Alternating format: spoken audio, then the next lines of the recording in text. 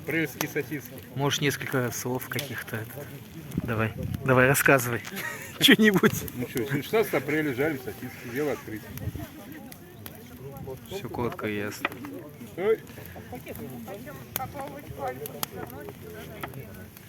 Пока все трезвые, пьем чай. Там видно будет.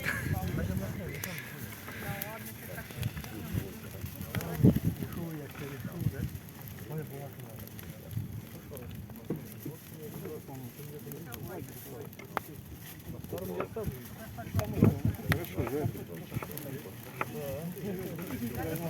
Говорит, приятно смотреть на три вещи, да? Помнишь, как течет вода, как горит огонь? И кто-то работает. Да. А есть еще другой вариант какой-то? Ну да. Третий вариант, я не помню. Какой оригинальный? Типа девушка паркуется. Ладно, заканчиваю.